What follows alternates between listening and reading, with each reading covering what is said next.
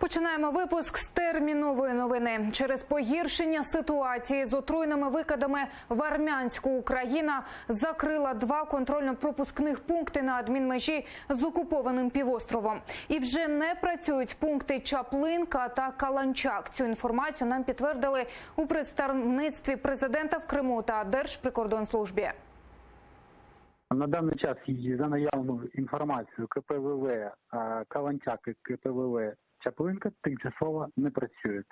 На даний час працює в робочому режимі контрольно-пропускний пункт в'їзду-виїзду Чангар. Більш детальнішу інформацію надам пізніше. Ця інформація відповідає дійсності в зв'язку з тією аварією на заводі «Титан» з метою збереження життя та здоров'я і персоналу Держприкордонслужби і громадян, які слідують через КПВВ, прийнято рішення про тимчасове закриття контрольних пунктів в'їзду-виїзду Чаплинка і Каланчак. В той же час прикордонники будуть знаходитись на своїх місцях. У разі, якщо будуть слідувати громадяни, які намагаються врятуватися від стихійного чи техногенного цього лиха, то, звісно, прикордонники будуть оформлювати їх в спрощеному порядку. Мається на увазі йдеться про тих громадян України, які проживають на тимчасово окупованій території і будуть намагатися захистити себе і свої сім'ї на материковій Україні.